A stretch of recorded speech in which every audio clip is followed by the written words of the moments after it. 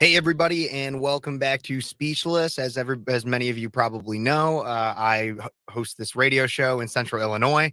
So if you're tuning in on Facebook, Twitch, or anything like that, then I'm in Central Illinois, and my show starts in just a few minutes, and I'm just live streaming that. I got a guest right out at the top of the hour to talk about some crazy things that are going on in Illinois government, and so we're going to get talking about that soon. But here is the start of the show. I just got to let it play out.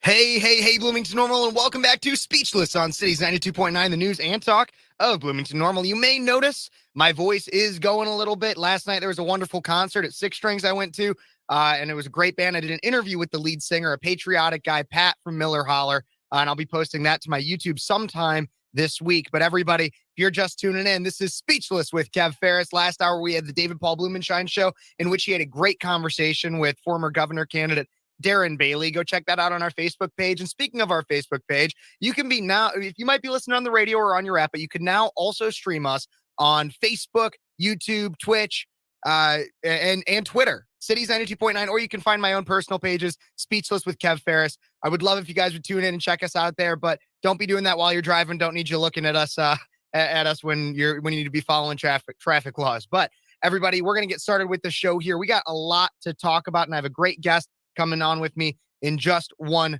moment. But we have a lot, but there's been a lot going on in Illinois, and even across the nation as it comes to the religion of woke environmentalism. New York has made a move to ban natural gas, meaning your gas stoves are going away, even though Chuck Schumer said that they weren't. There in Illinois, though, we're also on a similar track with a bill that's mandating electric vehicle charger capabilities for new construction, and that's heading to Governor Pritzker's desk. Along with that, we also in the state in the last week or so had the ComEd 4, Mike Madigan's cronies, convicted on all counts of corruption. Everybody, if you're just tuning in, I'm Kevin Ferris, and you're watching Speechless.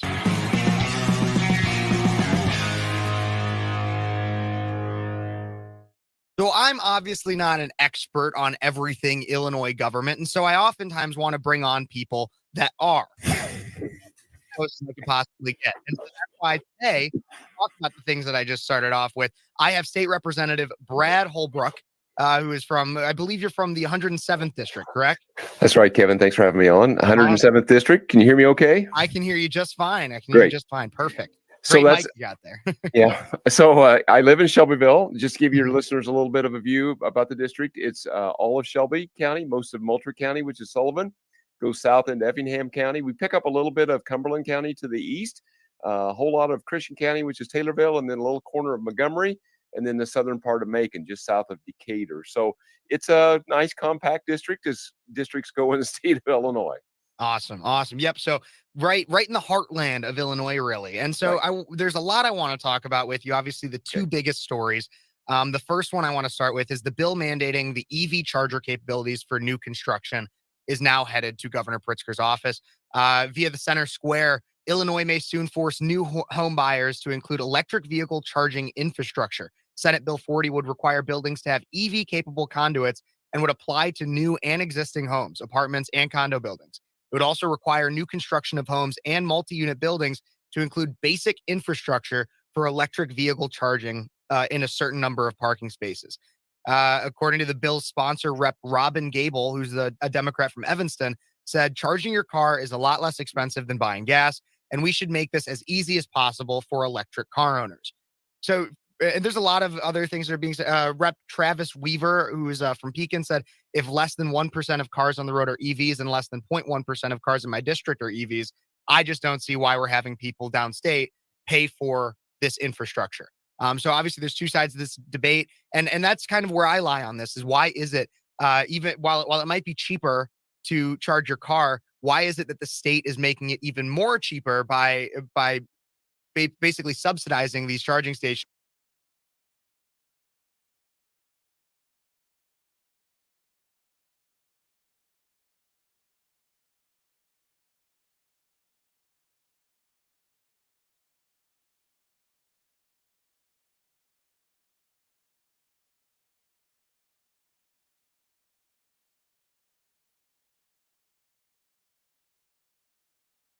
to dictate.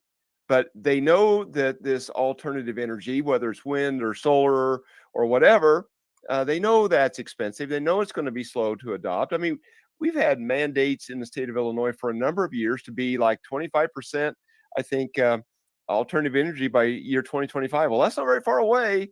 And Mhm. we're in the low teens at best, maybe 12, 13, 14%.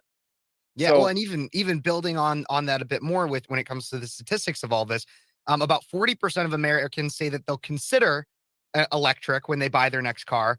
But when the poll that shows also shows that only about 8% of adults say they or someone in their household owns or leases an EV. So electric vehicles, it seems interesting. While I understand the need potentially for charging stations in the future as we do move towards having more electric vehicles on the road, it's just not financially uh, reasonable right now to expect that many people to have an electric vehicle and then also force people, businesses, even potential homes to have these electric vehicle capabilities when most people aren't even using them.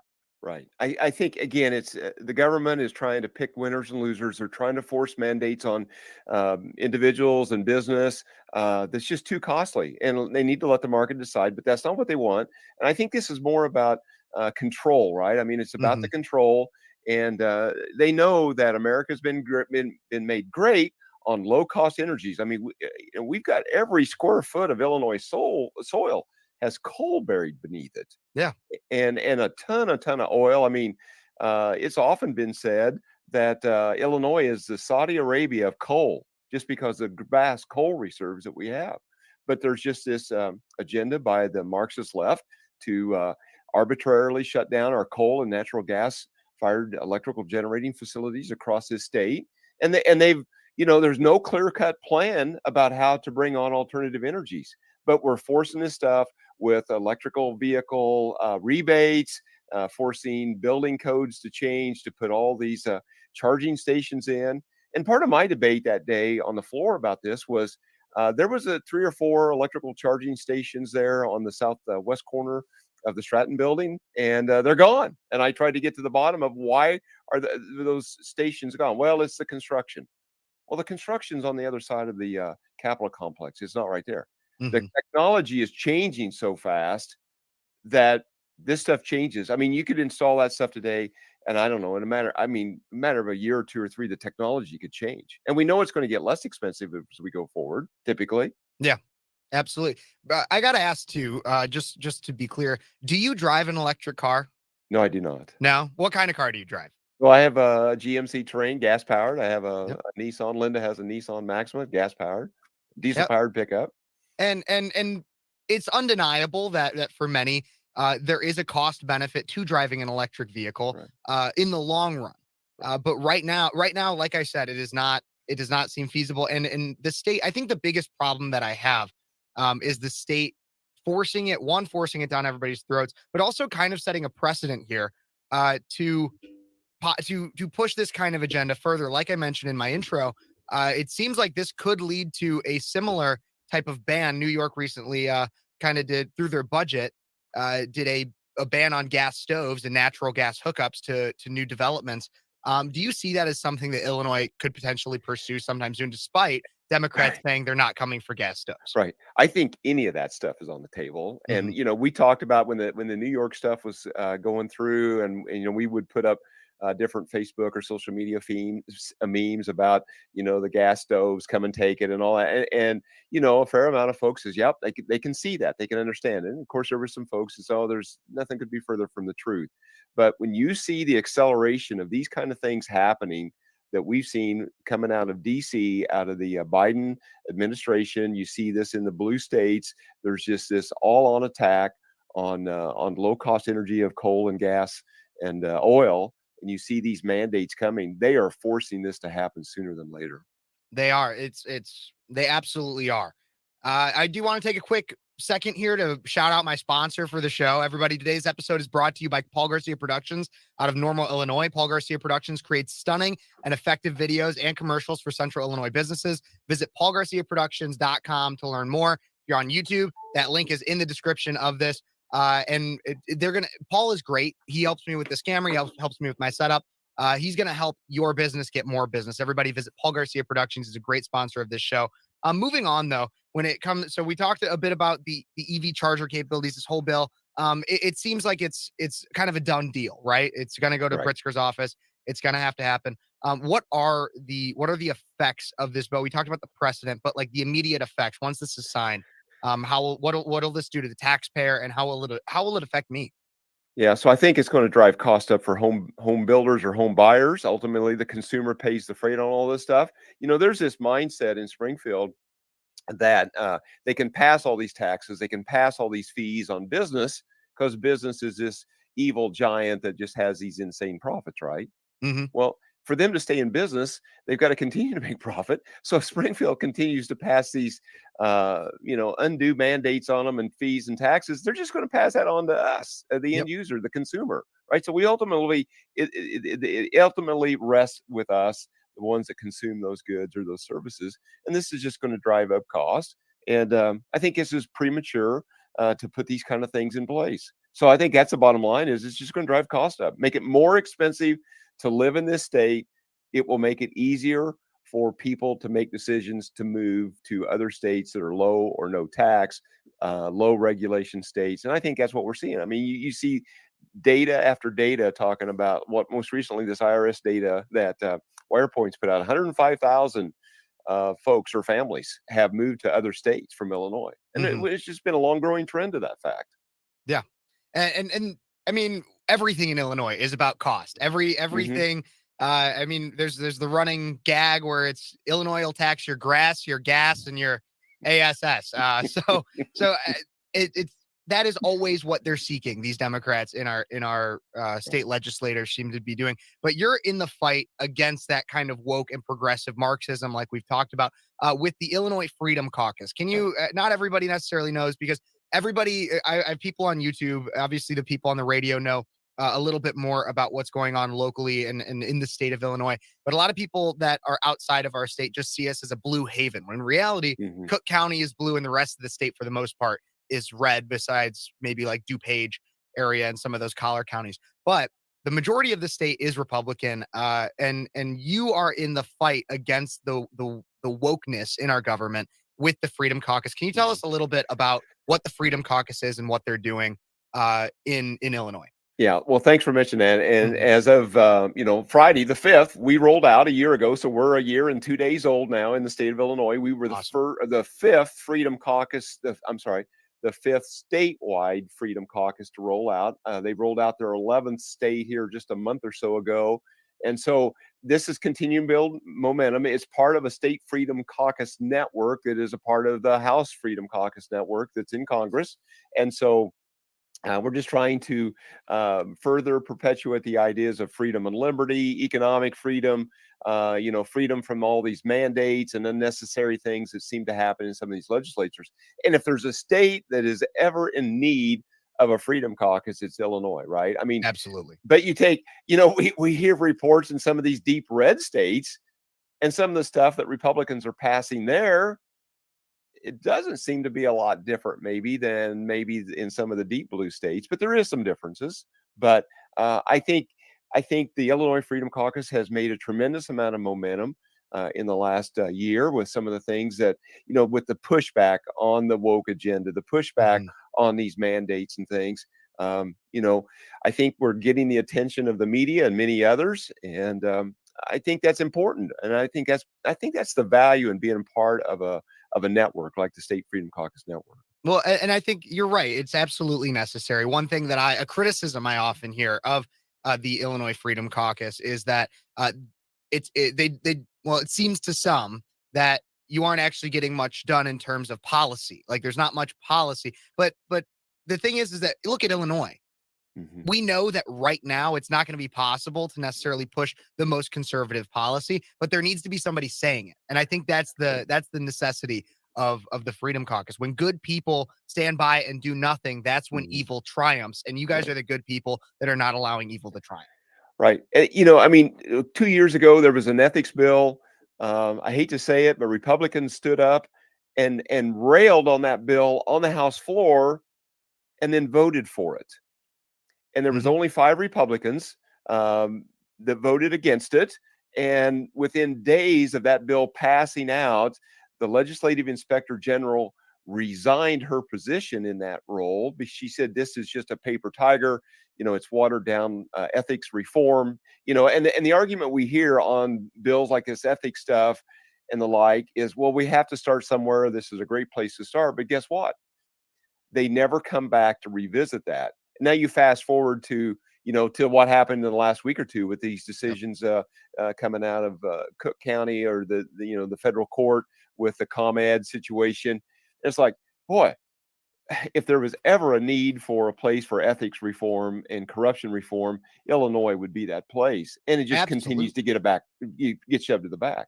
Absolutely. Absolutely. I'm coming up against a break here, but in the next segment, I really want to cover a lot of that ComEd stuff, because I think the ethics reform that you're talking about is a perfect transition into that, because while yes, Republicans a few years ago railed against that, there was also an instance I know of as soon as Madigan, pretty much right after Madigan was indicted, Republicans put forth an ethics reform bill in the state legislature, and then the Democrats were the ones to rail against that.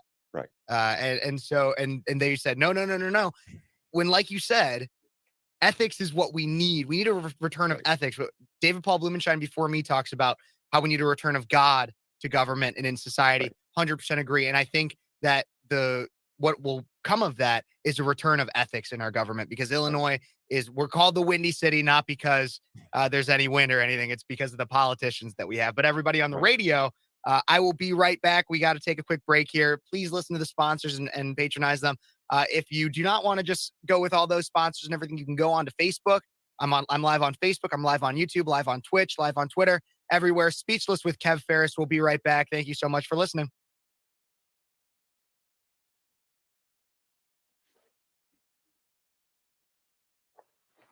Awesome. Thank you so much for joining me, Brad. I want to take a chance. I know that coming right at the beginning of the show makes it so that that we don't get a chance to necessarily get to know each other as much. But I want to take a chance to get, so you mentioned you're from the Shelbyville area.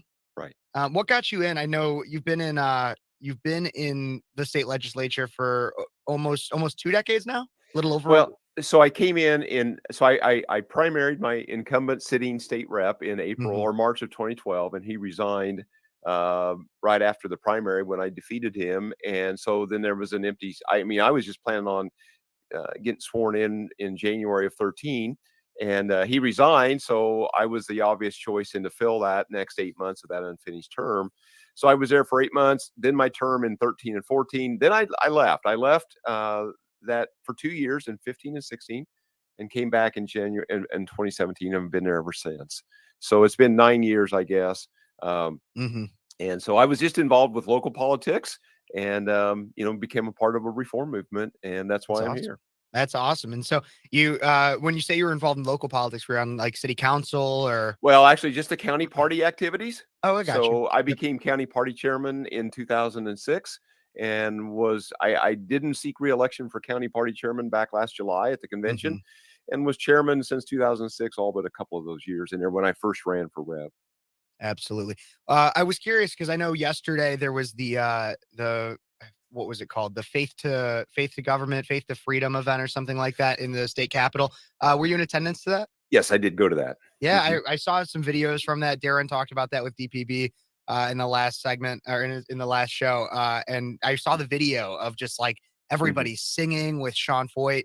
It was beautiful. What was it like in your eyes? Yeah, well, it's always a unique experience when things like that happen, and especially when they happen in the state capitol. We don't usually have rallies like that, and so there's rallies there nearly every day, but not of kind of a spiritual or of faith kind of things to that extent. So Sean Foyt, that I had never met before, knew about.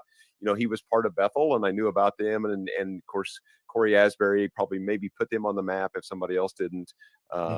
And so anyhow, it was good to kind of meet him and kind of experience that. So it was a good event. Yeah, that's awesome. It's really loud in the rotunda. It's just really loud there. And if you've ever been there to experience any of those kind of things before. Yeah, that's amazing. And I'm so happy it happened, especially after there was all that controversy around Christmas last year, when the Satanic Temple decided they needed to have a Satan type figurine or something in displayed, because we had the the nativity scene for Christians. Right. And so I'm really happy to see that we're finally having these revivals happen across the country. And I think the greatest thing is that a lot of it is being led by a younger generation. And I think that's the best part. Right. Right. Yeah. Kingdom to Capital. I had to look up to see what the That's name it. was. Kingdom That's to it. Capital. Yep. Absolutely. Absolutely. Turning Point USA Faith hosted that. And we are just about to come back and let's hammer in on this ComEd story here.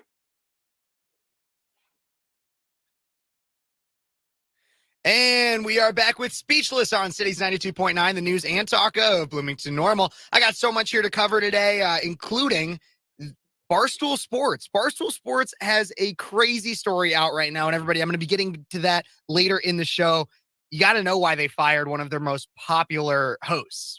I'm going to tell you all about that. But before we get to that, I have State Representative Brad Holbrook with me, the representative from the 107th District, talking about a lot of things. If you missed my last segment, in the last segment, I talked with him about the Illinois government mandating EV chargers in future developments. It's insane, and it's going to cost the taxpayer tons of money. In this segment, though, I want to talk about Illinois corruption. The state of Illinois, unfortunately, has a deep-seated public corruption problem, corruption that erodes and eats away at the people's confidence in their government and in their elected officials. Rooting out and prosecuting those who participate in that corruption has been, is, and will continue to be the top priority of the United States Attorney's Office. Yeah, obviously, I didn't write that. That was U.S. Attorney Morris Pascal after the verdict was announced that a jury had found all defendants in the ComEd 4 trial guilty on all counts this last Tuesday. Brad, I was hoping you could just explain to the audience a little bit what happened. What is this ComEd scandal? What is the issue of corruption, and why is it such a big deal? Yeah. So, I didn't really follow that story super close like some Mhm. have. I just there's just a lot of moving parts there, and that's fine. But it basically was, ComEd and their lobbyists coming to Springfield trying to advance legislation. And I think the short version here is people were getting jobs Mhm. that were basically doing political work, but they were getting paid, I think, by ComEd, right? Yep. And they were political jobs to work elections and the like.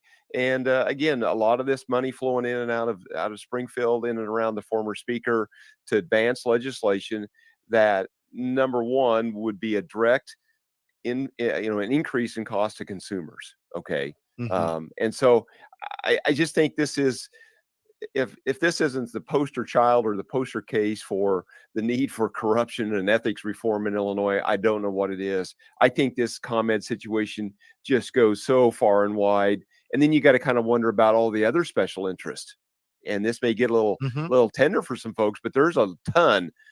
Well, I'm finish this first statement. There's just a ton of special interest, and Mhm. go on to say that Springfield's run by special interests, whether it's the public sector unions or maybe even private unions, private sector unions. It's Yeah. run by the special interests. And um, I think if you were to continue to peel the layers of the onion back, or to pull the curtain back, whatever metaphor you want to use, I think it would be insane what people would be shocked by it. And I think Yeah. the comments of the jurors, and I don't have them in front of me, and I can't, we talked about this last week. Mhm. Um, is the comments from the jurors. I mean, the jurors could see what was going on when they were Yeah, presented with I the have facts. some of them right here. Yeah. I think one of the jurors said, "I think that all in all, they're good people that made bad decisions." One juror said, as she left the courthouse, the argument that the defense did very well to try to prove was that was all normal. Of course, I'm sorry.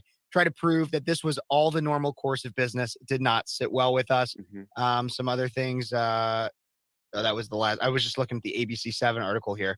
Um, an ABC7 investigative reporter did say, though, this is the worst case scenario for what amounted to now a de facto trial for Mike Madigan. Many of the same issues, many of the same players. This might have been Mike Madigan on trial. Now you see a slam dunk for the government. It'll be the same prosecutor in the court against Mike Madigan. If Madigan is not toast, he certainly is burned badly on one side. So here's the thing.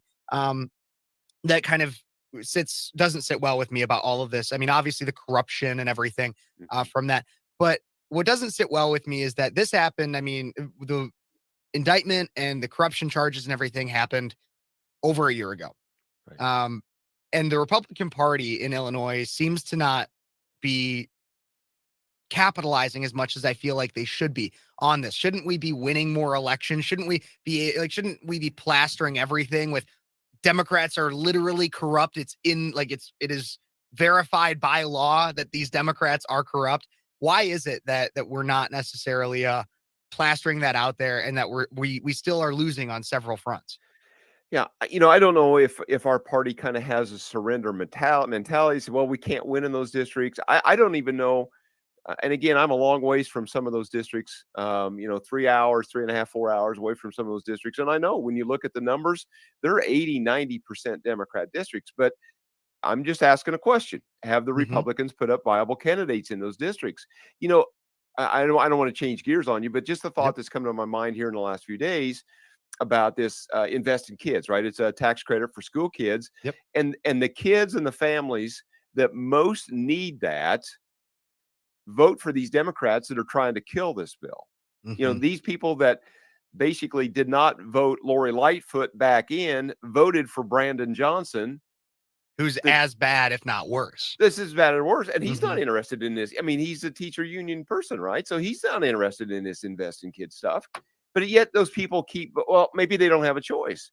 Well, why can't we as Republicans take that argument to the precincts, to the front doors, and talk about it? I don't know. I don't know what that environment's like. I know what it is in Central Illinois. I know it's different, and I don't want to be critical of my colleagues, even though it may sound like it. But it's like, man, I don't know. Given a choice, if these jurors could figure this out and see what was going on, hopefully the voters could see this and make some changes. I don't know.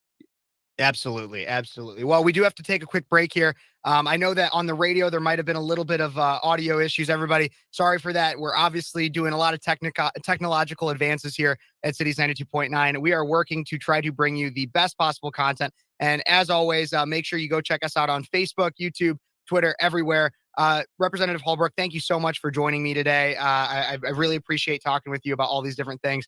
And we do have to, like I said, have to take a quick break here.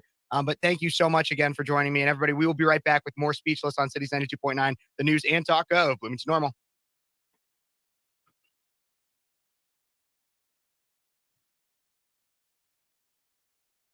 Awesome. Should be all fixed. Yeah, I was having a little bit of trouble with the audio on the radio, but it all is all fixed now. Okay. But thank you so much for joining me. Any last words or anything that you'd like to add about the corruption and everything that's going on? Yeah. It's just if there's ever a time to fix any of this, it needs to be done now. I don't know if it's ever going to get fixed. Um, Madigan's trial is a year away. Um, I don't know. I just think this thing goes far and wide. Hmm. And I think that's maybe part of the reason you don't see the outrage for some Republicans. Could they be in on it? I don't know. Absolutely, absolutely.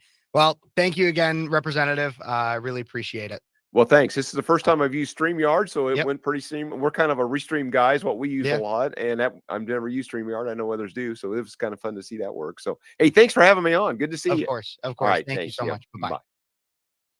Awesome. Thank you guys so much for checking that out. If you're coming here from Modern Renaissance Man's channel, then we then I really appreciate that. And sorry, I said, I am live on, or I'm oftentimes live on the radio too. And so I'm fixing everything.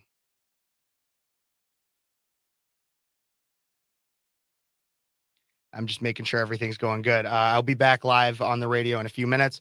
Got to take a quick second here, do some crowd control.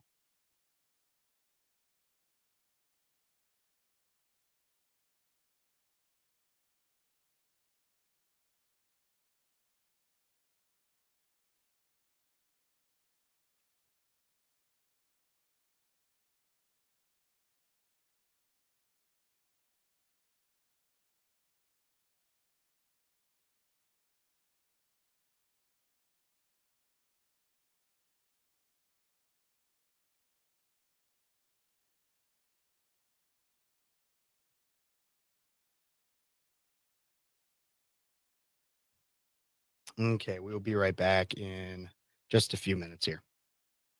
Talking all about the Bud Light controversy and everything. Thank you guys so much for tuning into everything. Uh,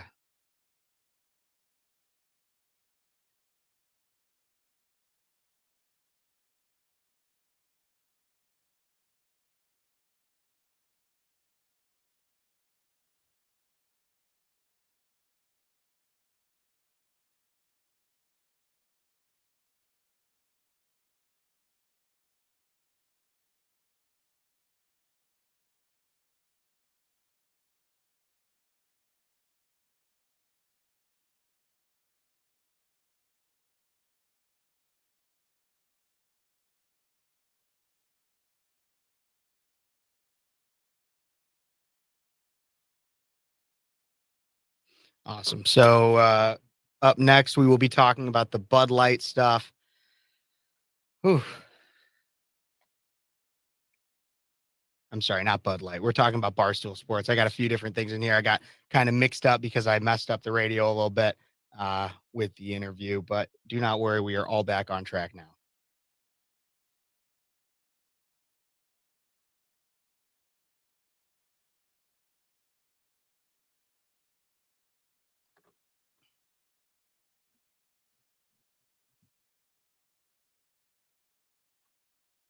Okay. Thank you. It's very interesting from Utah. Thank you so much for tuning in, Mark. Everybody from, if you're coming from Modern Renaissance Man's channel or anything, please do not forget to like and subscribe. I really appreciate that. Like and subscribe to the channel. Um,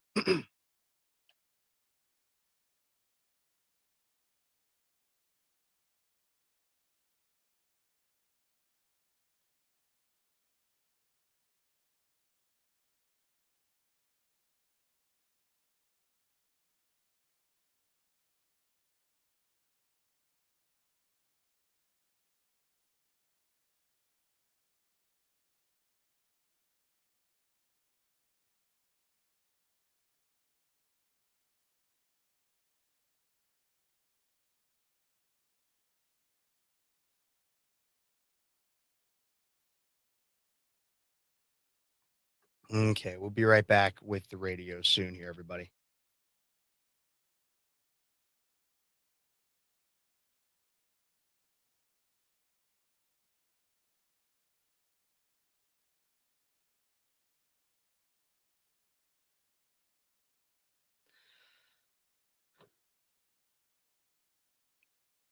Let's see what else is going on here.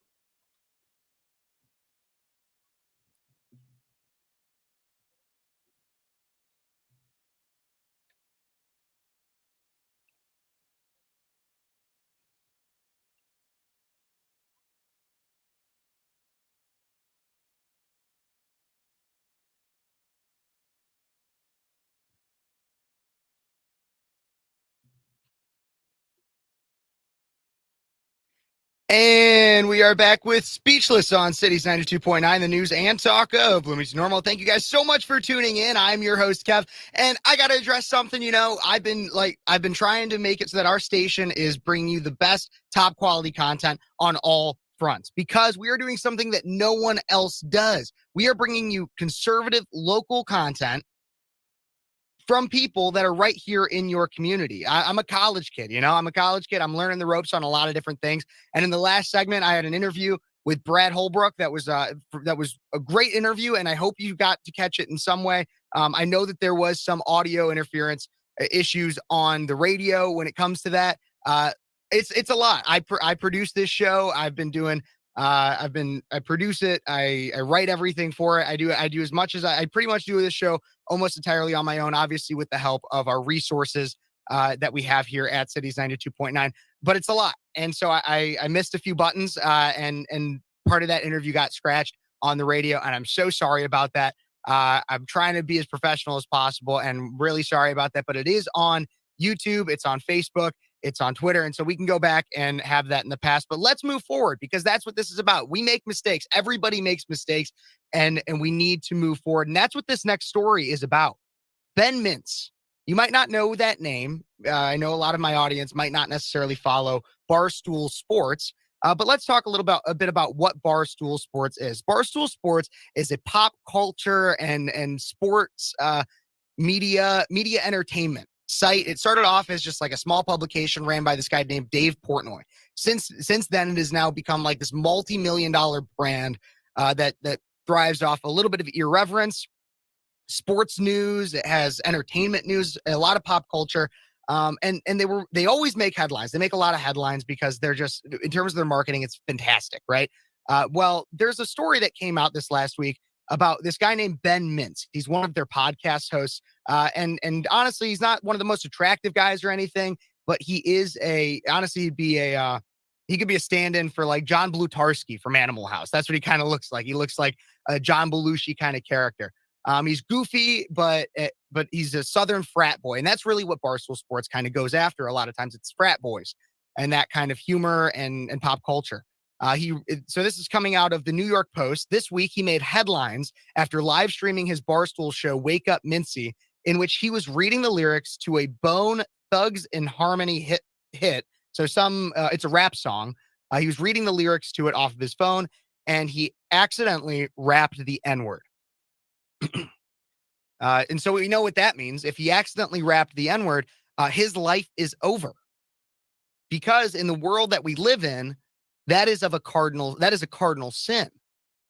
No, not necessarily in actual religion, but it is a cardinal sin to those to the woke mob that wants to police speech. Now, I'm not defending saying the N-word.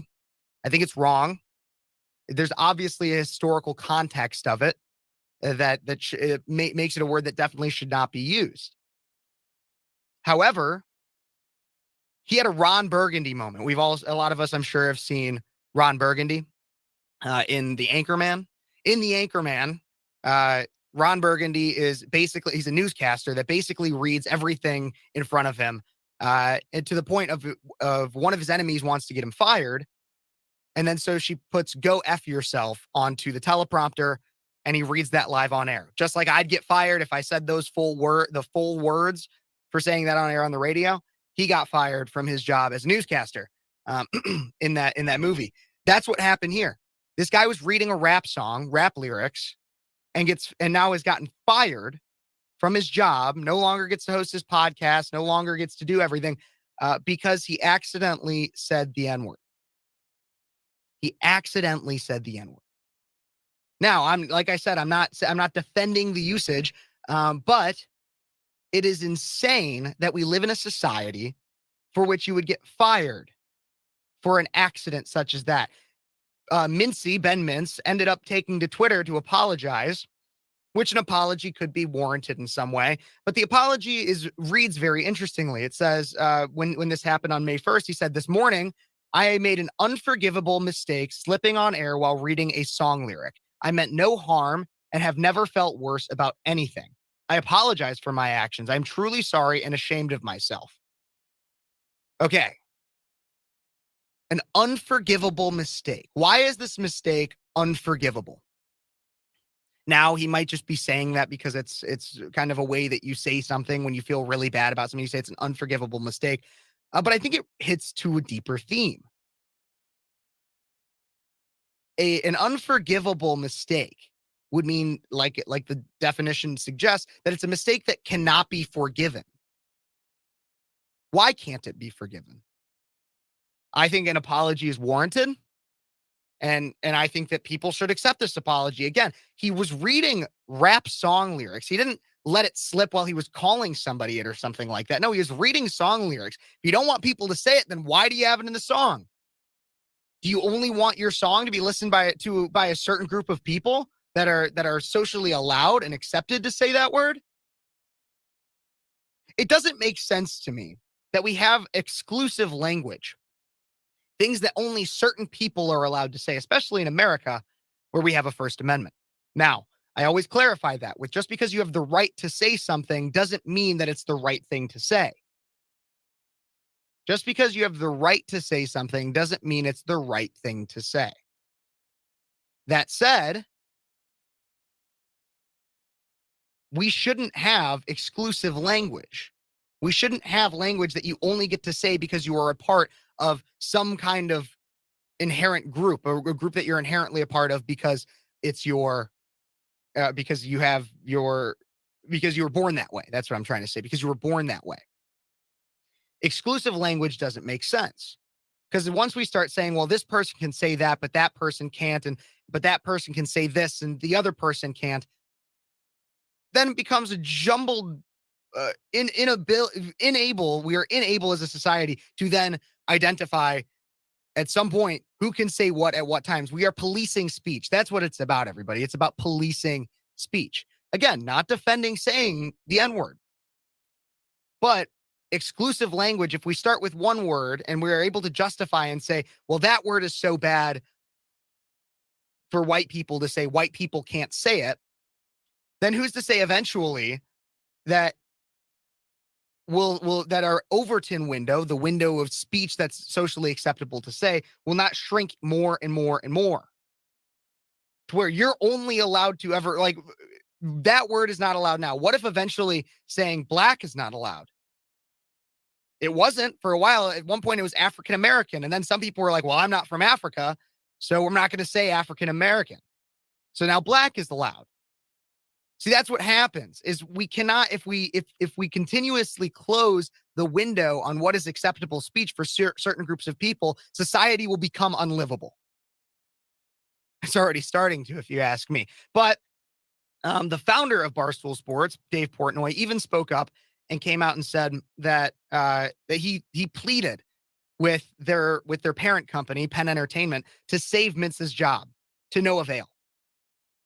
It's also caused a huge uproar among fans of Barstool Sports who feel that Barstool, which was built on the foundational principle of going against cancel culture, had cowered to the forces of political correctness. I can sympathize with the company's unique situation and their need to look up for their fiscal health, because obviously this is not a good look for Barstool Sports. But the whole debate brings up a larger conversation about intent and context. That's the biggest thing as we talk about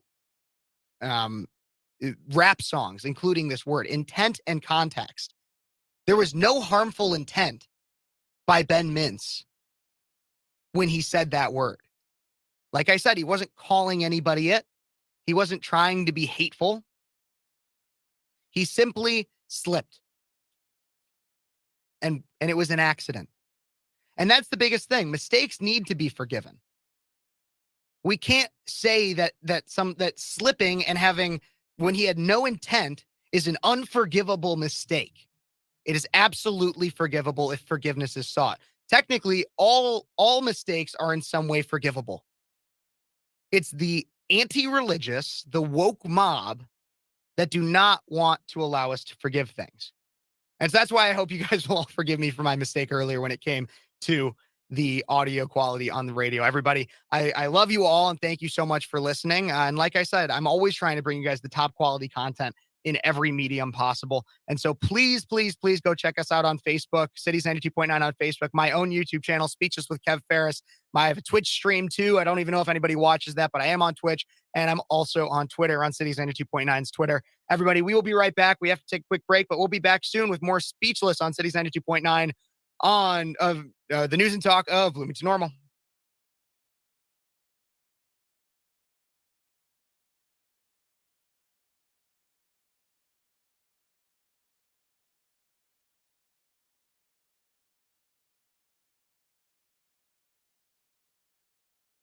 Okie dokie, everybody. That actually worked perfectly. I had that little mistake on the radio of the audio quality, and now I was able to make it all work. So let's see what people are saying on here.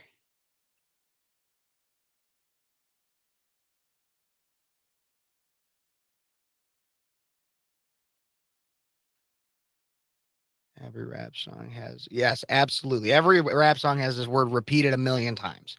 You're raised in the hood. It was said a million times a day. That's the thing is I think honestly and I might get into this a little bit in the next segment. I don't know, maybe I don't have time, but um, why is it that people get so upset about this guy saying it? I think it's white people. I think the majority, and we can try to talk, maybe I'll talk to modern Renaissance man Ty Smith a little bit about this at some point. But the majority of black people, I think, would have like no issue with this guy saying that on accident. There was a whole Supreme Court case, I believe, or no, it wasn't a Supreme Court case, but there's been instances of like cheerleaders and stuff who have at high schools that have said that word when singing rap songs, and their team like disavows them, and they get kicked off the team. All this bad stuff happens to them. All this bad stuff happens to them, and because they said it in a rap song. If you don't want people saying it, don't put it in your music. Period.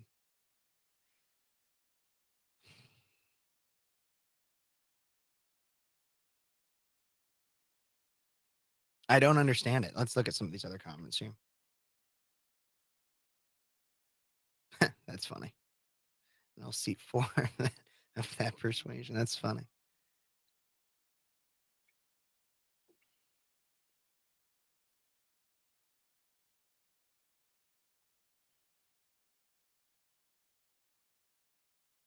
Let's see what else we got here.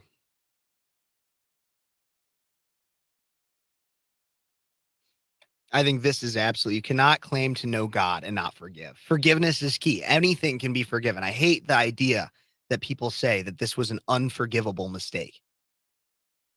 One, he slipped and said a bad word. Like, forgivable. Absolutely forgivable.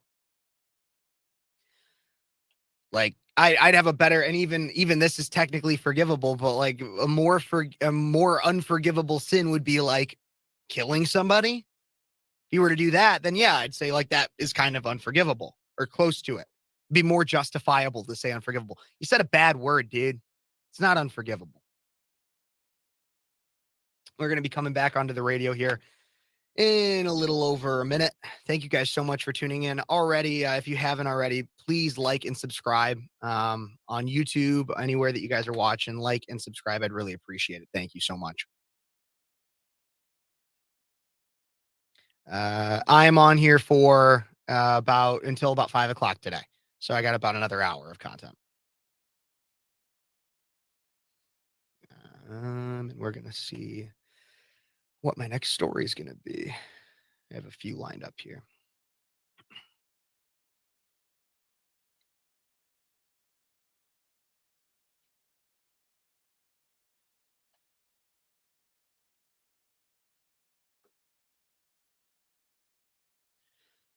Oh, this is a good one. We're going to talk about something, remarks by a national security advisor from Biden, or Biden national security advisor, Jake Sullivan.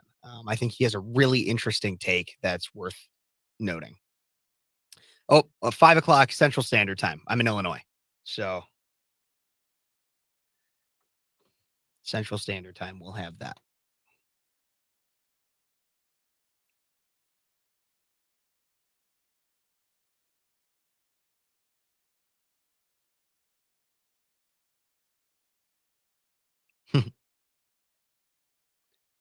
Okie dokie. I think we're coming back.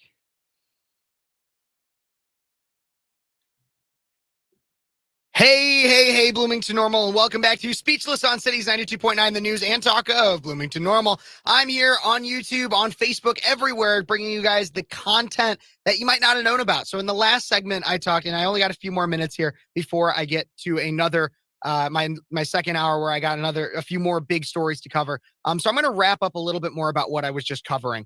Ben Mintz, who is a Barstool Sports a Barstool Sports guy. You guys, Barstool Sports, it's an irreverent college humor type of show, or not just show. It's a media website. They got news stories. A lot of sports stuff. It's like I said, it's definitely aimed at more of the frat type humor. This guy is a white guy that got fired this last week because he read a rap song, and within the rap song was the N-word. Ty Smith is a frequent flyer here. Obviously has a show on Saturdays from 3 to 5. Has me helping me out on YouTube by pushing some people to this page. I mean, I'm sure he would come in and tell you at some point. I'm going to talk to him about this and ask, do black people really even care about whether or not this white guy says the N-word in a rap song? Maybe some do. Maybe some are like, you shouldn't use it ever. I'm sure that there's people out there that think that you shouldn't even be using it in rap songs. But I really think that the outrage against this guy and the outrage against people who let it slip when saying a rap, the outrage is much more meant from white people.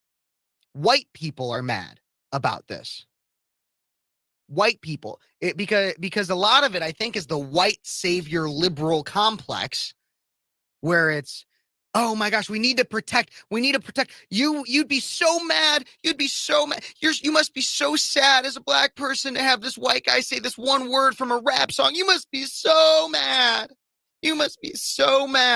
So the white people say that guy needs to be fired. That guy needs to be fired because he hurt the black people's feelings without ever even consulting them. I guess we need to have a meeting of all the black people to talk about whether or not they're mad at this one guy for letting the N-word slip. And it was obvious if you watch the video of him saying it. I can't play it on the radio, obviously, because of the content.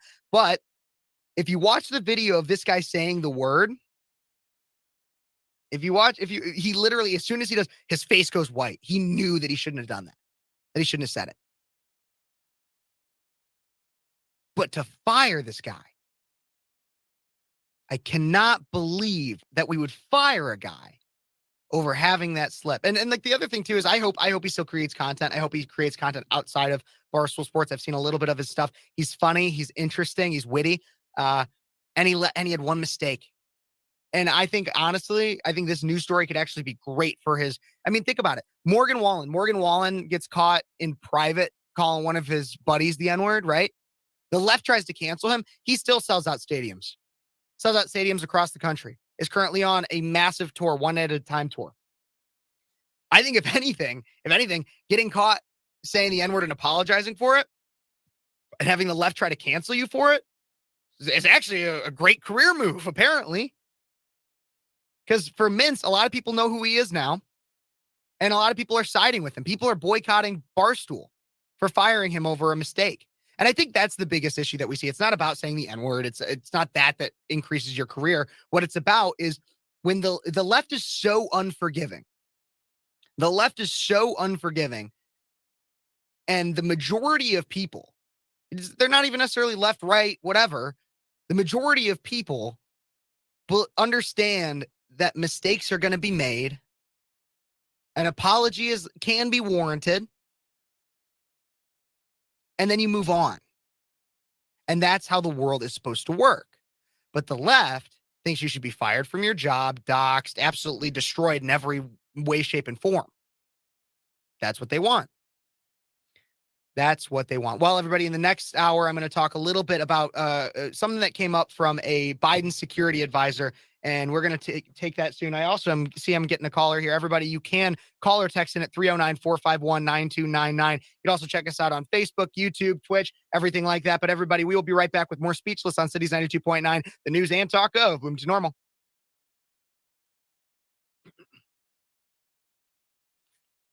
Okay, guys, I'm getting a call here. I got to take it real quick.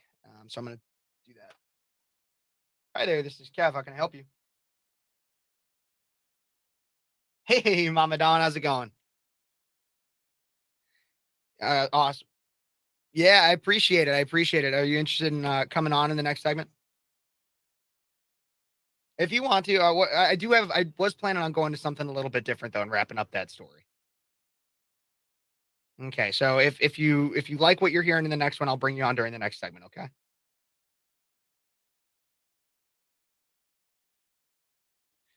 I might just have you do the phone line for that one. Okay. But I'm gonna have it hang up right now. Listen to what I'm talking about in the next segment, and then we'll see. Okay. Awesome.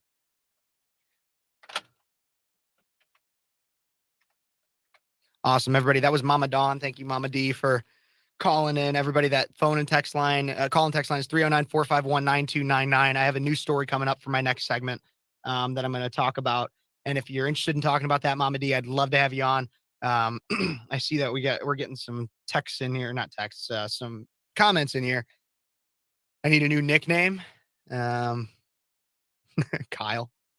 A lot of people call me Kyle sometimes. I don't know. There's in my generation, and for people around my age, Kyle is not seen as necessarily a popular name. Kyle is like a Karen of young men, um, an unlikable person. It's kind of it's a funny name like that. Got to have a soul to forgive. Absolutely. Mm. White liberals, yep, think that they're superior. Therefore, it's charity to help the poor, underprivileged minorities. Exactly. Exactly. I think it was Malcolm X who said that you need not fear the conservative. I mean, I don't agree with Malcolm X on everything that he said in this statement, but it was something to the effect of like, you don't need to fear the conservative because he claims that like their hatred is out in the open. What you need to fear, which is BS, but what he does say is what you need to fear is the white liberal because they they act like they're so helpful and everything, but in reality, they're just as racist. Um, so voice of sanity, I like that one. Yep. Thank you guys so much for tuning in. If you haven't already, please, please, please, please like and subscribe and share it with your friends. I really do appreciate that.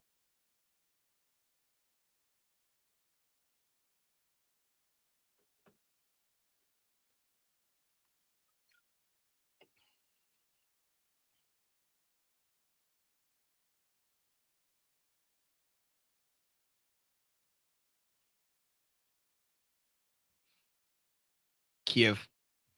I am not a city in Ukraine, I believe is where Kiev is. Maybe Russia, but I think it's Ukraine. Kevy Kev. Sounds like my mom. My mom calls me Kevy. My sisters call me Kevy too. Yep. If you guys have tuned in just recently and didn't already know, my voice it might be sound a little raspy or something. There was a concert. I have a band that I love. They're called Miller Holler. I have one of their songs plays in my bump music. Um, Highly recommend Miller Holler. Miller like the beer and Holler like Holler Holler. Great band, very patriotic band too. I did an interview with them or with their lead singer at the bar last night. I'm going to post that interview sometime this week, so stay tuned. Make sure you hit the notification bell because I did a great talk with him about. He has a song called "Don't Sell the Farm," and he actually even made a documentary, a mini documentary that'll be releasing later this month. And it's all about like the lack of family farms and how people are selling away their family farms because it's not sustainable anymore because the government's making it so that you can't make nearly as much money and the best way to make money from your farm now is to sell it to a corporate shill. And so he has a whole mini documentary that's coming out about that. It's a great song, "Don't Sell the Farm," that he has representing all that too. So I did an interview with him at the bar yesterday. Great interview. And I just got edited up a little bit. And I talk about that. He's from Nashville, so I talked a little bit about the Nashville shooting with him. He actually used to have a partnership with Anheuser-Busch too, and you'll have to hear what he has to say about what he did after the Bud Light incident because that's fascinating. Everything that he had to say about that. So make sure, like I said, like, subscribe, share, and ring that notification bell. Set it to all so that because we know YouTube is trying to shadow ban us. Um, People trying to tell the truth. And so make sure you hit the notification bell. And then sometime this week, you'll be able to see that interview that I did with Pat, the lead singer of Miller Holler. PBR. Yes. That's what I drink. That's what I drink at the bar is a PBR. That rhymed.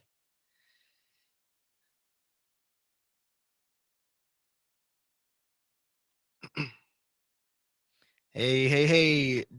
DeVeo, appreciate it. Everybody, MRM sent you. Thank you so much for coming. Like MRM, I do I live stream my radio show on Sundays from 3 to 5. I also do a live stream in the week, not on the radio. And that one usually can be a little bit more chill and laid back. Last week, I did a review of some show my girlfriend told me to watch called The Button. So I did that. It was a pretty good review. I thought it was interesting, and that's one of my new segments is things my girlfriend told me to do, things people tell me to do. Because when you start live streaming, I get all these people that are like, "Well, you should do this or you should review that," and so now I'm just gonna things people told me to do is my new segment. When I get people that tell me to do things,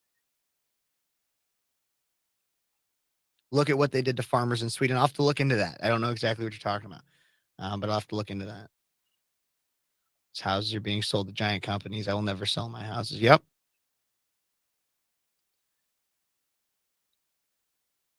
Let's see what else we got here.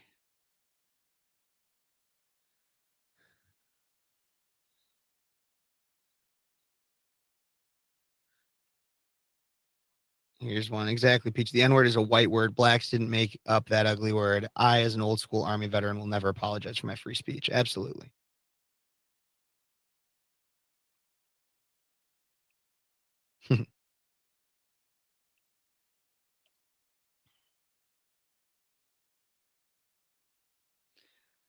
Awesome. We're going to be coming back here in just about a few minutes here.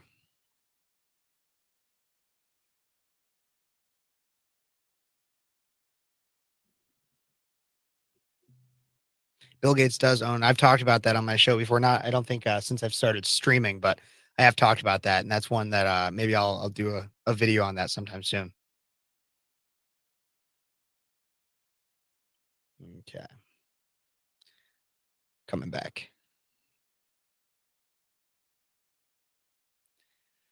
Hey, Bloomington Normal. Welcome back to Speechless on Cities 92.9, the news and talk of Bloomington Normal. I really appreciate you guys tuning in to me on Sundays from 3 to 5. I am your host, Kev, and everybody, this is Speechless. I'm trying to leave you speechless today, and so that's why in the last hour I had State Representative Brad Holbrook on talking about the ComEd trial, talking about this EV mandate. Everybody, if you want to see any of that, you can go to Cities 92.9 Facebook. You can see the live stream that I'm doing there. You can scroll back and watch that there. You can even watch my conversation about Barstool Sports firing a guy because he accidentally read the rap lyrics to a song that included the N-word. Yeah. Free speech is under attack, everybody. And like I said, I don't defend saying the N-word, not a good word. I don't use it, but shouldn't be fired over it. Mistakes happen and they are forgivable. All things are forgivable through Christ. But we're moving on to some different things in the next hour. But if you, like I said, you can go check out any of the previous content on Facebook, on YouTube, Speechless with Kev Ferris. I am on YouTube now, and on Cities 92.9 Twitter. I'm even on Twitch too. I think I have at least one viewer on Twitch right now. Thank you so much for watching. I barely know what Twitch is. I just signed up for it and linked it to my account.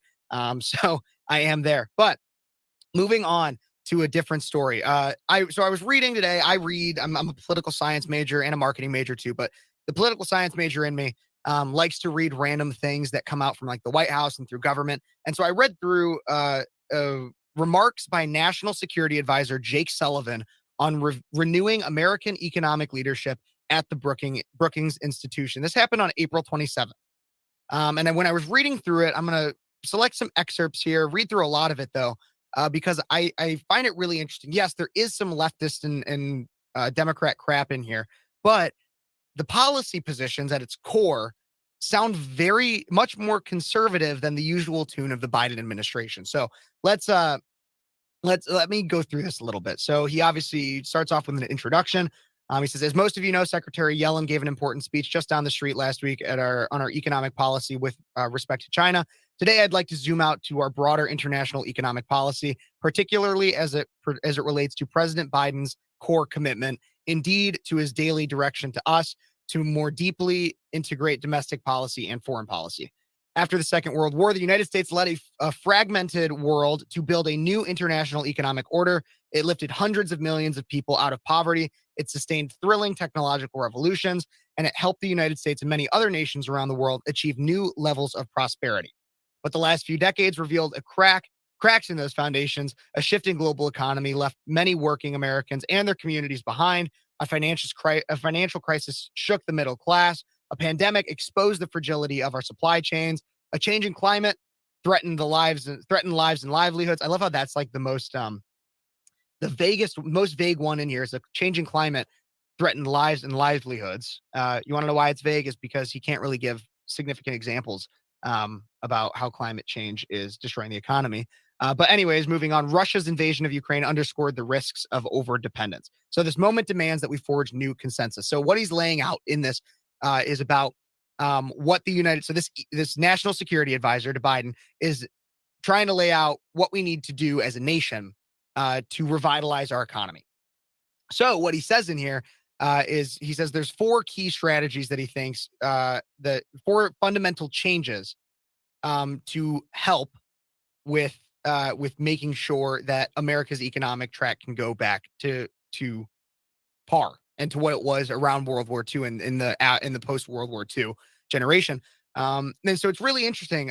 First off, he says that he makes a clear statement, basically saying that we need to go back to what was focused on in the around World War II. Sounds like "Make America Great Again" to me from this Biden official. First off, that's the first thing. And yes, like I said, he does have some woke stuff in here, but let's keep going through this. So the first of the things that needs to be fundamental challenges, not changes. First of the 4 fundamental challenges is that America's industrial base has been hollowed out. So the vision of public investment that had energized the American project in the post-war years, and indeed for much of our history, has faded. Okay, so a vision of public investment that has energized the American project in the post-war years, and indeed for much of our history, has faded.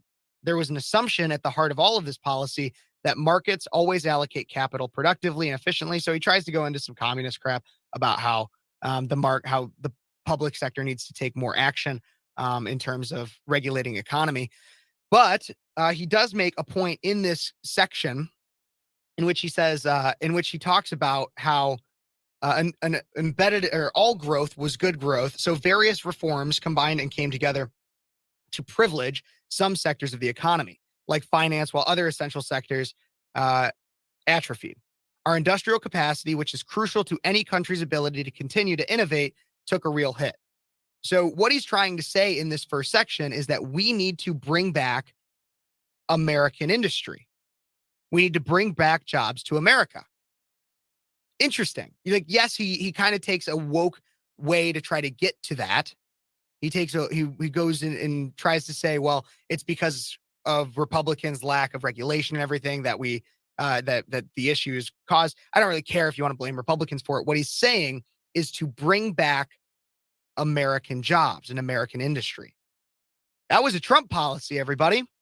You know, our policies are good when even the other side takes them. Yes, they use some backwards ways of trying to blame Republicans for the issue that's caused. I don't really care about that.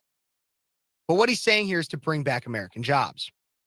The second challenge he claims that we're facing is adapting to a new environment defined by geopolitical and security competition with important economic impacts. Again, let me reread that. A second challenge we faced is adapting to a new environment defined by geopolitical and security competition. Interesting. Let's see how he expands upon that. International economic policy of the last few decades has relied upon the premise that economic integration would make nations more responsible and open, and that the global order would be more peaceful and cooperative. This assumption was obviously wrong. It didn't turn out that way. In some cases it did, but in a lot of cases it didn't. By the time President Biden came into office, we had to contend with the reality that a large non-market economy had been integrated into the international economic order in a way that posed considerable changes. Okay, now let's get into the meat of it.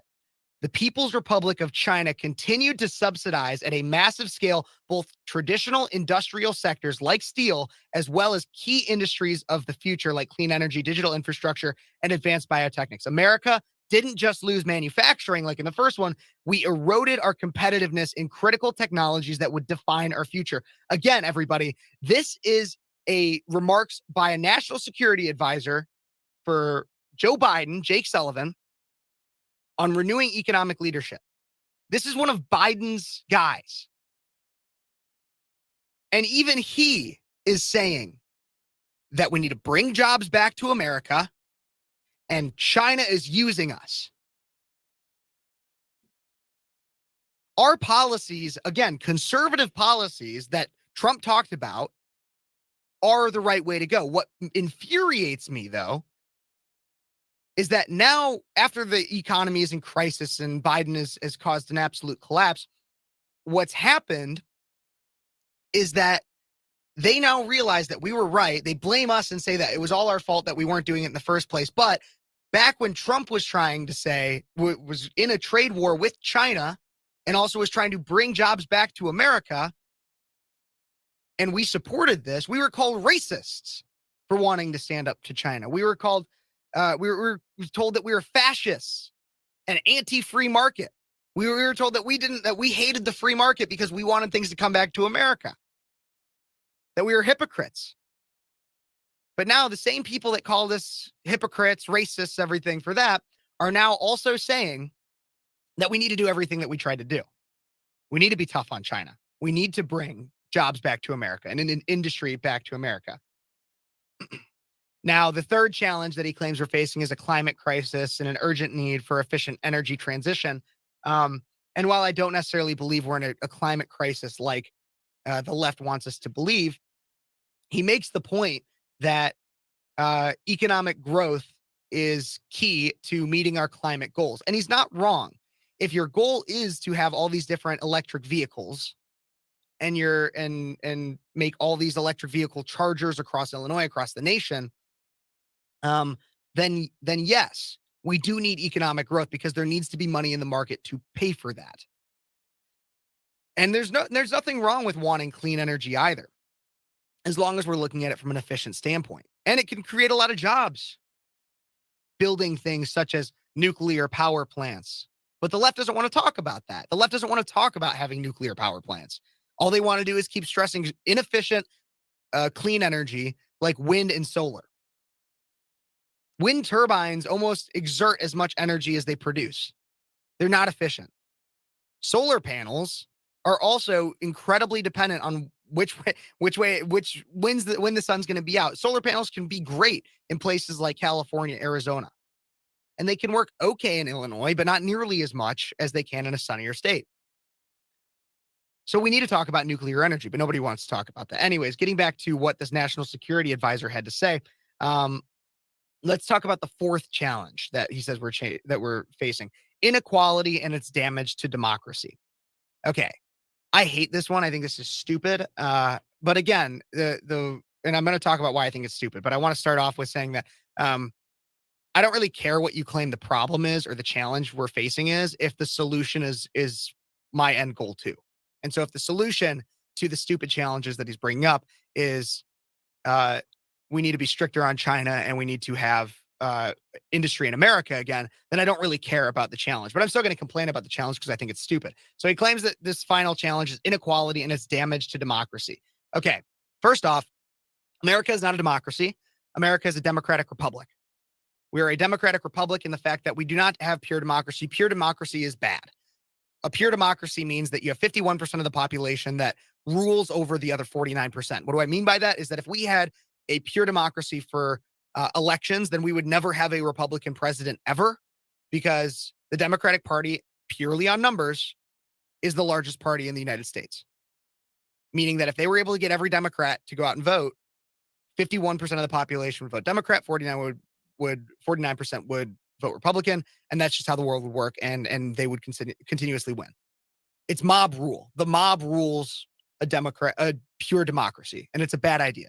That's why we have a constitution. That's why we have a democratic republic that says, hey, you can have some kind of pure democracy at a local level. Your mayor can be pure democracy. Your city council can be pure democracy. Even some of your state offices, pretty much all your state offices, pure democracy. But at a national level, at our national representatives, needs to be kind of different. We have a democratic republic. So I don't really care if anything's eroding democracy, because we need to keep the balance of both democracy and the republic that we hold, purely. But he also says inequality. Okay, well, why is the goal equality? Like pure equality.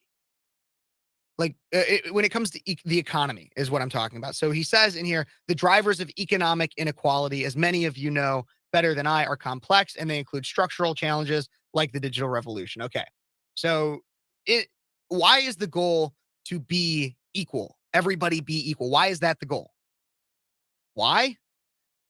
Why is the goal for everybody to be equal? Well, I'm going to have to talk about it in the next segment, because we do have to take a quick break here. But as I said earlier, I'm recapping this statement, this long speech given by National Security Advisor Jake Sullivan, a Biden National Security Advisor, that while he claims these challenges are super woke and everything, the end goals that he's trying to talk about are to hold China accountable and bring industry back to America. Two things that the right supports.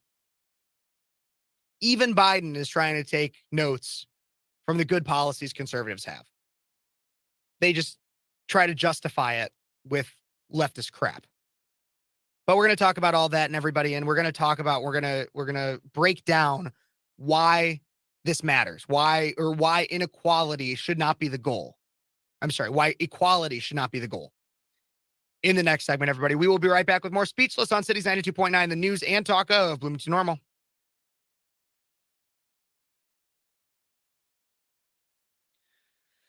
Okie dokie. I see the chat's blowing up. I really appreciate everybody who's tuning in. Thank you so much. And so let's see what we had to say. I know to some that this kind of thing is boring, like reading through this whole speech and everything. I know that could be seen as boring to do on your own. That's why I'm trying to do it, because I think this message is super important, right? It's really interesting to see, like I said, that they are flat out saying that conservative policies are good. And like, yeah, maybe I'm not as fired up about it as I can get onto some other things. I am taking calls if you want to call in at 309-451-9299. I will be taking calls on that number, and I'll likely put you on hold and then just bring you straight on. Remember, everybody, though, this is live on the radio. So please, no cussing. Please, please, please, no cussing. If you cuss, I will get in a lot of trouble. And please don't do that. But let's see what else other people are saying here, because I think, am I getting a call now? Yeah, I am. Okay. I have whoever called in right now, you are on hold, I assume, and I'll bring you on in the next segment.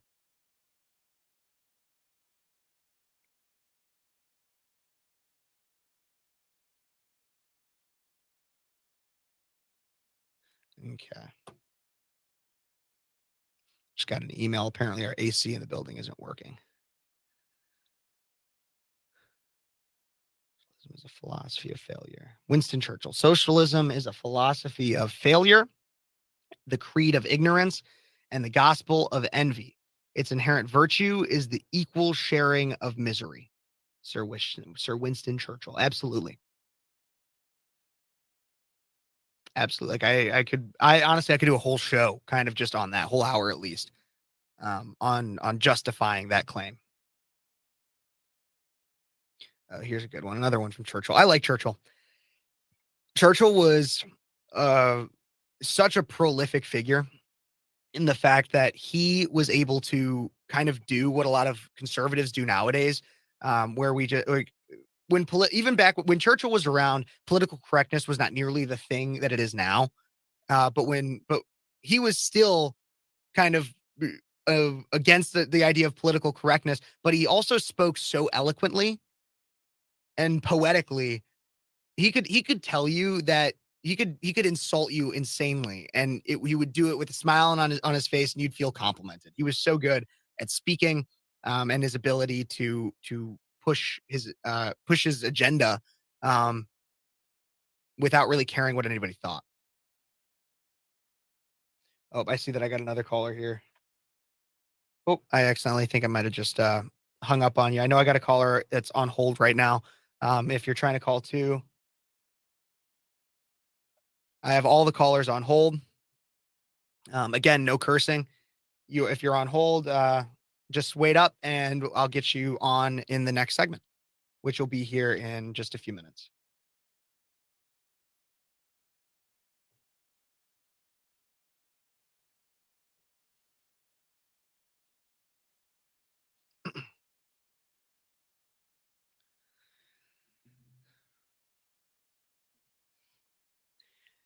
And we are back with Speechless on Cities 92.9, the news and talk of Bloomington Normal. I am your host, Kev, live in studio, not only in studio, on your radio and on your app, but also on Facebook, Cities 92.9 Facebook, my own YouTube channel, Speechless with Kev Ferris, Twitch, Speechless with Kev Ferris, and the Cities 92.9 Twitter. You can go check me out on all of those. If you're on YouTube, please like, subscribe, and share. If you're on Facebook, share it, like it, everything like that.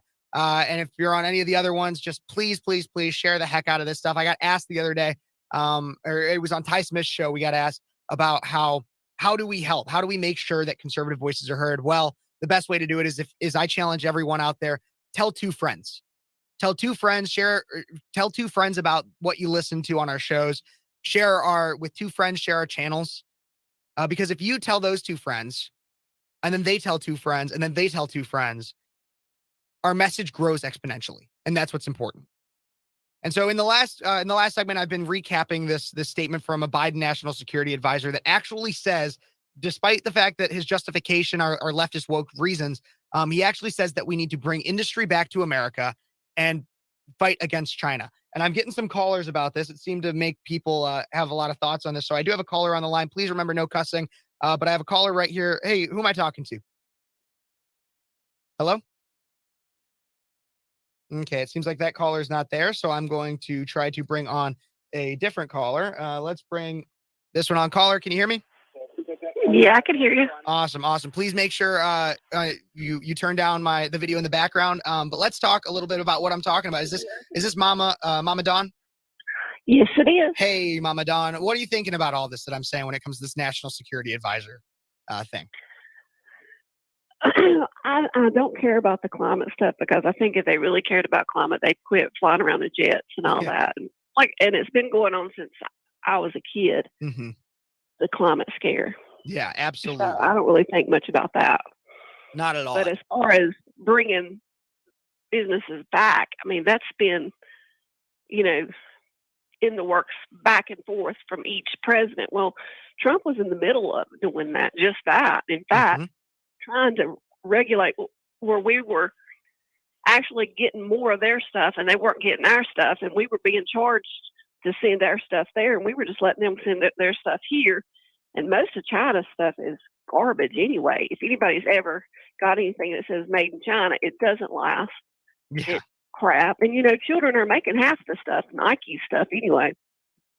Well, absolutely. So, well, here's the other thing to even build off that a little bit, and I'm curious what your and a lot of people don't know this, but so a big thing that everybody's kind of keeping an eye on right now is Taiwan. A lot of people think that China is gearing up right now to do to Taiwan what Russia's doing to Ukraine, except for the thing about Taiwan is that their military capabilities are much less than Ukraine's. And the thing about Taiwan is that like 90% of the chips in our electronic devices come from Taiwan. And so you want to talk about like an economic issue, an issue that we don't have industry in America anymore. It's the fact that if China were to actually attack Taiwan, then iPhone production or whatever phone you have, production of that plummets. The TVs in your house, production of that plummets. Computers plummets. Everything. Every technological advance we've had in the last 2 to 3 decades, you wouldn't be able to get those devices nearly as easily if China attacks Taiwan and production ceases. Well, I don't know how well your iPhone works, but I mine last about a year. Yeah. Then something happens where I can't hear on it, or the buttons don't work right. Something every time. I mean, all the time. I'm like, it just lasts long enough for the warranty to go out, and then it's garbage again. Mm-hmm. Well, that's planned out. That's planned obsolescence right there. That could be an issue of the company itself, but at the quality of that could be coming from other parts. The problem is the chips, though. We are so dependent. Our chips are so dependent on other countries, and in period, it speaks to a larger, broader issue of how dependent we have become on other countries. It was great that Trump got us primarily energy independent. We were pretty much producing all of our own oil, and our fossil fuels were coming from America. But then Biden reversed a lot of that and made it so then we became dependent on other countries. When Russia invaded Ukraine, about 5% of the nation's oil, which is actually a pretty substantial amount, came from Russian oil reserves. And so then when we ceased getting that, it's one of the things that made it so that our costs went up significantly. Well, America's big enough, large enough. We have enough people to where we could be self-sufficient if we wanted to be. But we have all these politicians who stay in there way too long and who make deals that, how do they become millionaires? None of them make enough money to be hundreds of thousands, millions of dollars. They just don't. Mm-hmm. I mean, Nancy Pelosi, she is worth what, $200 some million? Yep. They're like, oh, well, her husband her husband gets, information from her on what stocks to sell and whatever. I mean, all of it's dirty, crooked politicians. And until we get rid of them, America is obviously going to probably be taken over by China.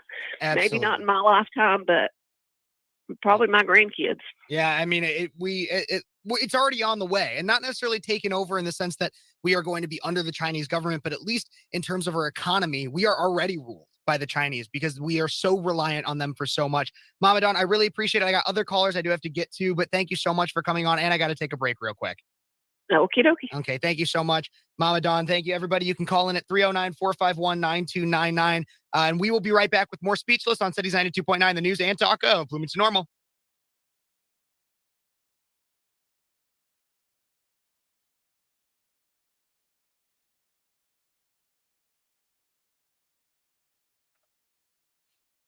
Okie dokie, everybody. I believe I have another caller on the line, and I will get to them in the next segment. Turn up that one. Thank you, Jim. Yeah, thank you, Mama Dawn. Really appreciate you calling. I appreciate everybody who calls in. And I think that really helped build. Again, we are in a fight for the soul of this nation. We've consistently been in it. And right now, our while we do have domestic threats. We have the domestic threats of progressive leftism. And I think that's should be one of the things that we have at the forefront. The progressive left genuinely wants to bring us into a global society. I mean, they say it, a new world order. They say it at the World Economic Forum. Andrea, I'll get to you in the next segment. I'll bring you on. I just have to wait for it to be on the radio. It's just the way the board works and everything.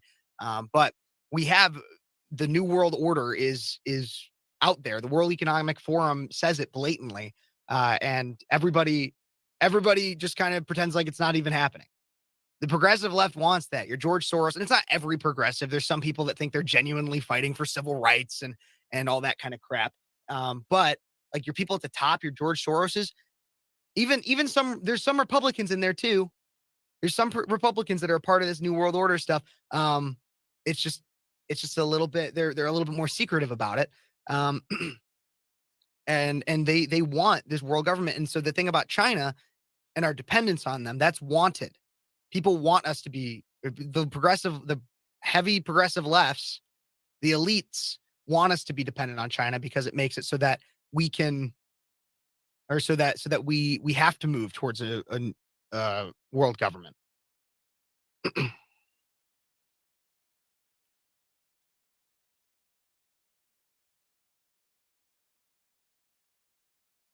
You're right. They are rhinos and not Republicans. My point being is that this isn't about a party. This is about an ideology. It's about an ideology. It's not about being Democrat or Republican. That shouldn't be your fight. People ask me a lot of times, are you a Republican? And if it's warranted, I just say yes, because it's in short, yes. But in reality, I'm a conservative that tends to vote Republican because most Republicans are a lot or more Republicans than Democrats are against this elitist culture. It's become the parts of the Republican Party have become synonymous with the populist movement that I'm a part of, populist conservatism. It's where you reject the elitism. And that's why I actually can get along sometimes with some socialists and some wackos that are on the left because like in interpersonal context, because they also see issues with the elitist culture and also want a certain sense of sovereignty. But it just looks very, very different and is incredibly flawed in my opinion. But I have a better time getting along with them than moderates who just think that the system isn't flawed at all. Have about a few minutes here left, probably a little over a minute before I come back.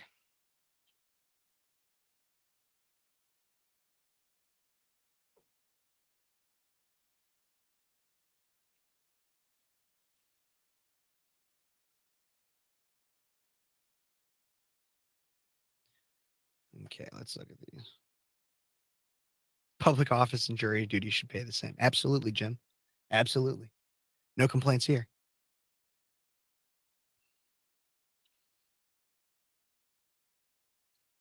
Just another reminder too for anybody that's watching. If you're watching on YouTube, please like, subscribe, and share.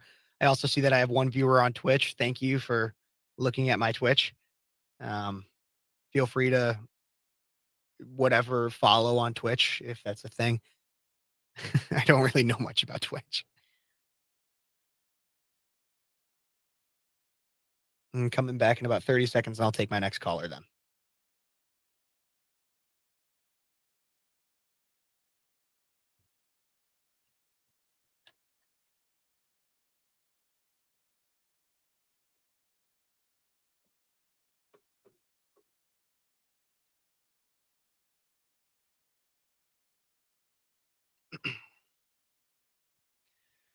Okay, coming back in a few seconds.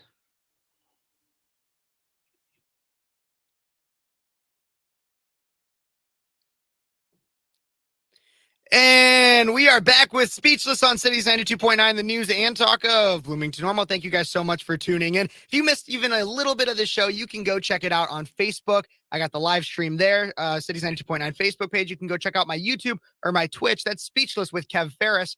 Again, Speechless with Kev Ferris. Last name spelled P-H-A-R-E-S. I know that's a weird spelling for it, but P-H-A-R-E-S is Speechless with Kev Ferris right here. And I am that guy. I am Speechless, and I am Kev Ferris. And today I've been talking about a lot of different things. I talked about the N-word, the N-word, that old word that is obviously not politically correct. And Barstool Sports firing a guy for reading it in a rap song. Insane. You can go check all that out on my YouTube or on Facebook. I also talked with State Representative Brad Holbrook at the top of the show, talking about the ComEd scandal and corruption lawsuit, along with electric vehicle charging mandates in new developments in Illinois. Go check all that out on our other on our platforms. Thank you guys so much for tuning in. I am taking callers, and I got one on the line right now. You can call or text in at 309-451-9299. I've been talking about the Biden National Security Advisor, Jake Sullivan, claiming despite using a leftist rationalization for why we need to do these things, trying to say that we should bring industry back to America and that we need to fight and that we need to see China as an adversary in terms of industry. And so let's see. Andrea, is that you? It's Andrea. Andrea, Hi. sorry. That's okay. Awesome. So what are your thoughts on all this? Well, I'm going to have to just go ahead and disagree with you Okay. on the Jake Sullivan thing, and I'm going to tell you why. All good. I encourage disagreement. So let's hear what you have to say. What he's actually doing, right, by kind of spouting off these MAGA talking points, it's just one big lie, because that's how stupid they think Americans are. They think that they could just spout off popular talking points. They're coming up on a presidential election. They're spouting off the same talking points that Donald Trump has spouted off. And if you really think for 1 minute that they're worried that there's any type of remote concern about all of a sudden they're worried about China, that's how much contempt and that's how stupid they think the American people are, that they're just going to put it right in your face and they're going to think that the American people are going to fall for it. And I'm going to tell you why they're doing it. They're doing this big lie. They're going to try to sell the big lie because the government, the United States government, is losing favor of the American people. Not only are they down in the polls, but people no longer believe in the justice system. People no longer believe that there's security in the Federal Reserve. Like what you're witnessing in real time is history being made, because the American people, the majority of the American people, are just not, they're not buying it anymore. They're not falling for it. But that doesn't mean that the political class doesn't have hatred and contempt for the American people and the country. They clearly do, based on what has happened over the last 2 years.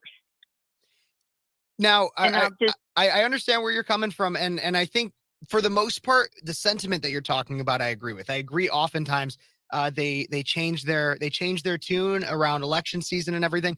But I think in this specific instance, the reason why I disagree with you is because, one, it's just an advisor. It is not.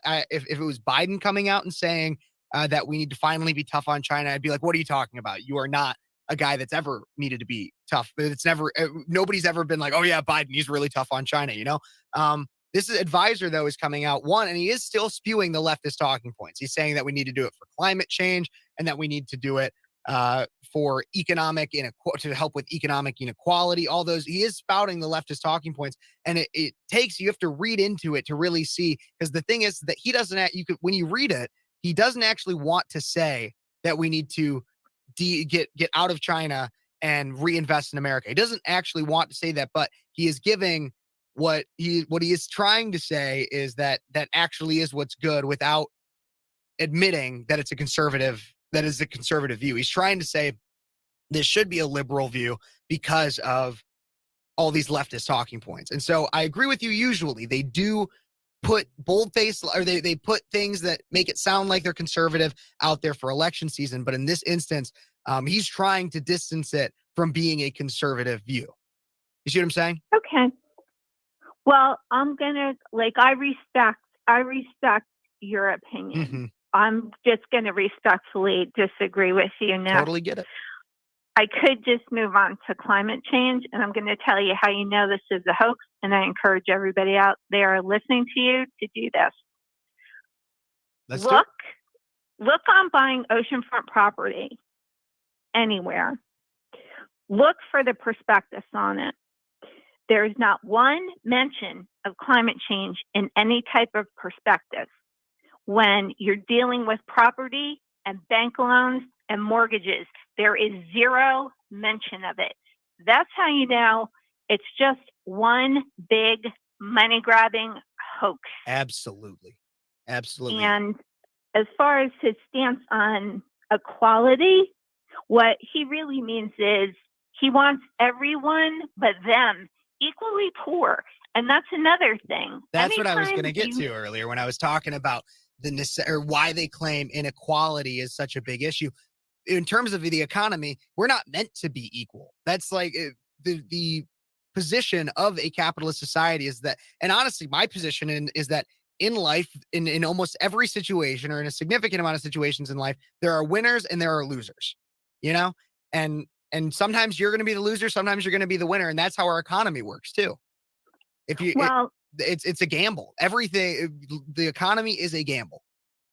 Well, and I totally understand that. And here's where I'm coming from. Mm-hmm. If they were really concerned about equality, then you know what they wouldn't have done? They wouldn't have shuttered all the small businesses during the COVID lockdown and let the big box stores and their donors have the largest wealth transfer in history if they were really worried about equality. Absolutely. What they actually mean is anytime you hear equality or equity, replace that with communism, because there's nothing equal about what they're doing. They're instituting a class system. Well, and here's the thing, and this is why I think you're so right, is because when they're saying, when I was talking about the winners and losers scenario, what they want is they want the government to always win. Because in the society that they are creating, or that they're trying to create, when they bring up those buzzwords, like you said, in equality, inequality, equity, things like that, is what they want is for the government to be the winner. They don't care. They wouldn't care about inequality if the government was taking in all the money, redistributing it in the ways that they want to, and thus all the money goes in their pockets. The problem they have is that a significant amount of the wealth is currently controlled by businessmen and people in business. And so what they've tried to start doing is accumulating business into the government pocket, or getting the government into the business's pocket. And so that's why we have businesses that are de facto government, that are de facto parts of the government. And that's why they push woke agendas now. Why do you think that Bud Light has Dylan Mulvaney? Why do you think that Disney is grooming children? It's because they are in the hands of the progressive left that is controlling the government and trying to push this new world order agenda. And I could not agree with you more, but and I'm just going to call it like I see it. Mm-hmm. How we got here is how we got all the way here, all the way at this point right now, is the American people tolerating it. The reason why there's so much corruption is because the American people have tolerated it. The reason why we're in the crisis that we're in right now is because the American people have tolerated it. They know we're a kind people and we're a good people and we just want to live our lives. But you're dealing with people who don't care if you're crushed, and they weaponize that against us. Absolutely. And, what I'm saying is, if Americans are upset about how their country is going, we have no one to blame but ourselves. Yep. And that's the hard truth, in my opinion. Absolutely. I think you are 100% right. Andrea, sorry. We do have to take a quick break here soon, so I'm going to wrap up this story a little bit. Any last words that you have for the listeners? No, all I have to say is that I love the American people. I love my country. I want to see everybody live a good, happy life. And it's been a pleasure. Thank you for taking my call, Kev. Absolutely. Of course. Thank you so much. Everybody, that was Andrea. A wonderful call from her. Again, I don't have too much time for any more calls today, but if you do have a quick thought or anything, feel free to text or call in at 309-451-9299. And I think we wrapped up a lot about that story. The question is that Andrea and I kind of disagreed on was whether or not this was a leftist attempt to try to appeal to conservatives.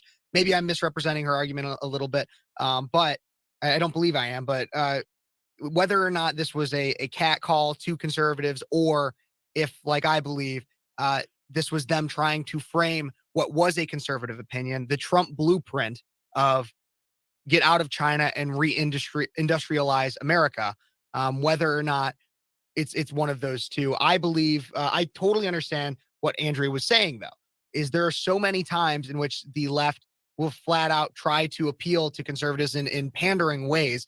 Biden did it on the campaign trail when he would go to certain working class Americans, and that were obviously more of Trump voters. And it just doesn't work. The left is fueled by pandering.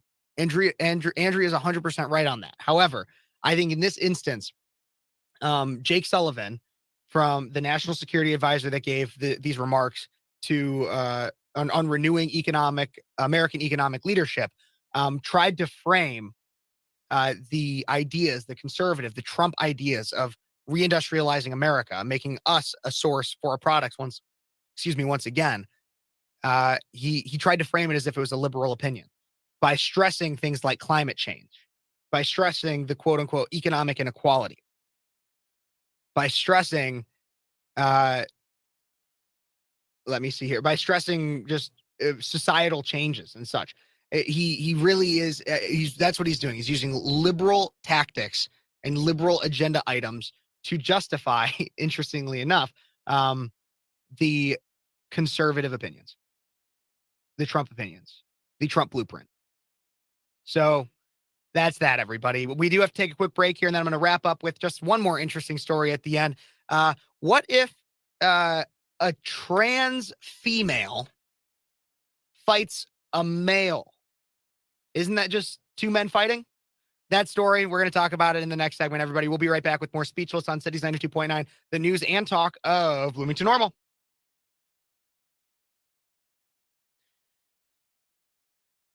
Let's see some of these comments here. The pandemic was about control. Absolutely. You good?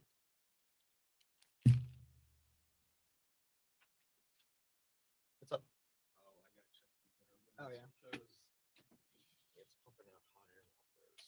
Oh, is it really? Sometimes I feel this one if I go like right here. Yeah, this one's cool air. If you feel right there, you can feel cool air. It's cold. I think it's about ready to do a dump on us, but John's supposed to come in later and take a look. But he wants us to leave the studio doors open when we're done. I saw that email. Yep, okay. I'll do that. All right. Thank you. Checking the AC, everybody.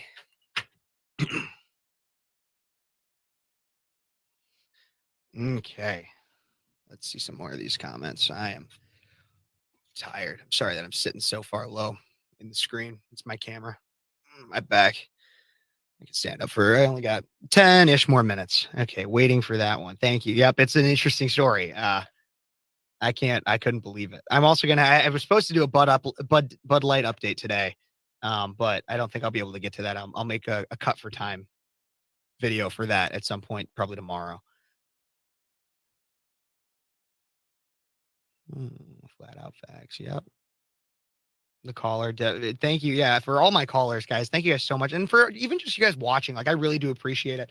I've been doing this radio show for a little over a year now. And I really love it. I really do. I like being able to talk to people. And that's like the biggest thing. That's why I really do like having, I really do like having people call in and be involved in that way, because it's the reason why I think this show is so important. The reason why it's called Speechless, metaphorically, because the real reason it's called Speechless is because the last book I read before starting this channel or starting the show was Speechless by Michael Knowles. But anywho, what it's come to mean is the idea that I'm on a college campus, right? I'm left speechless. People are trying to silence me all the time, make me speechless. And it really is all over on college campuses. However, it's now all over the entire world. This guy gets fired because he slipped and accidentally said the N-word from Barstool Sports. You have other people that can't talk. You can't recognize basic biology, that men are men and women are women, and they get fired because they misgender somebody, right? A lot of people are very, very, are very, very silenced in this world. Sorry, I just saw this comment from a very special girl in my life. So she's a little bit biased, but yep. And we'll be back with that final story to wrap up briefly here. Few minutes.